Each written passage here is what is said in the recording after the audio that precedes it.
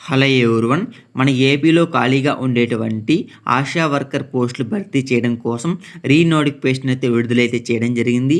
కాబట్టి ఈ నోటిఫికేషన్ గురించి కంప్లీట్ ఇన్ఫర్మేషన్తో పాటు అప్లికేషన్ ప్రాసెస్ గురించి కూడా ఇదే వీడియోలో మనమైతే తెలుసుకుందాం. కాబట్టి వీడియోని ఫస్ట్ నుంచి ఎండింగ్ వరకు స్కిప్ చేయకుండా చూసేసి అందరూ కూడా అప్లికేషన్ పెట్టుకోండి. సో ఇంక లేట్ చేయకుండా వీడియోని అయితే స్టార్ట్ అయితే చేసేద్దాం. సో ఇక్కడ మీరైతే స్క్రీన్ మీద ఇప్పుడైతే గమనించవచ్చు పత్రికా ప్రకటన.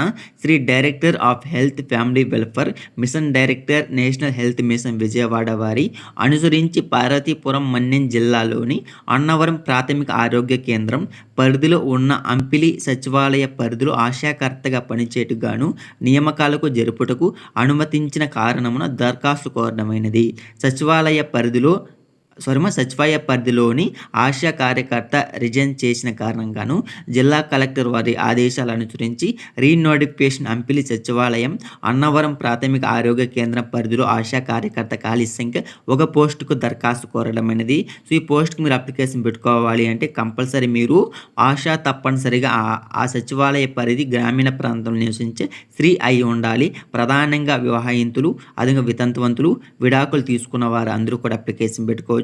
ప్రధానంగా 25 నుండి 45 సంవత్సరాల వయసులో ఉన్నవారు కూడా అప్లికేషన్ పెట్టుకోవాల్సి ఉంటుంది. ఆరోగ్య సంక్షేమ, పరిశుద్ధ్య, గర్భిణీ స్త్రీల ఆరోగ్యం వంటి సమస్యలపై అవగాహన, చక్కగా ఇతరులకు వివరించే తత్వము, నాయకత్వ లక్షణము, సమస్యల పరిష్కారానికి తగు చొరవ, సానుకూల దృక్పథం కలిగి ఉండాల్సి ఉంటుంది. ఆమె కనీసం 10వ తరగతి విద్యార్హత కలిగిన అక్షరాస్యులై ఉండాల్సి ఉంటుంది. నోటిఫికేషన్ మెన్షన్ చేయడం జరిగింది.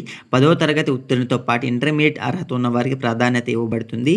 తెలుగు బాగా చదవడం, రాయడం తప్పనిసరిగా వచ్చి ఉండాల్సి ఉంటుంది. ఆమె తన పనులను నిర్వహించడంలో సమయాన్ని వెతకడానికి ఆమెకు కుటుంబం మరియు సామాజిక పద్ధతులు అయితే కలిసి ఉండాల్సి ఉంటుంది అని నోటిఫికేషన్ మెన్షన్ చేయడం జరిగింది.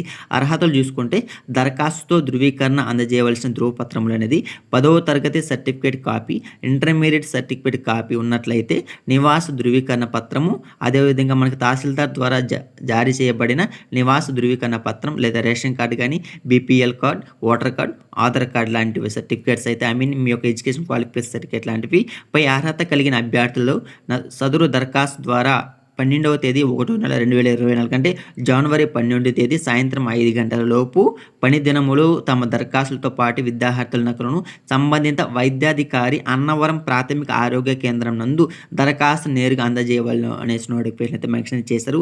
ఇక్కడ మీరు గమనిస్తే జిల్లా వైద్య ఆరోగ్య శాఖ అధికారి నుంచి మనకు అప్రూవల్ కూడా వచ్చేది మీరైతే గమనించవచ్చు. పార్వతీపురం మన్యం నుంచి చూసుకొని ఇక్కడ అప్లికేషన్ ఉందమ్మా. సో అప్లికేషన్ అయితే డౌన్లోడ్ చేసుకొని నోటిఫికేషన్ అప్లికేషన్ లింక్ రెండు కూడా ఒకే లింక్లు ఇస్తాను, డౌన్లోడ్ చేసుకుని అందరూ కూడా అయితే అప్లికేషన్ పెట్టుకునే ప్రతి మధ్యండి.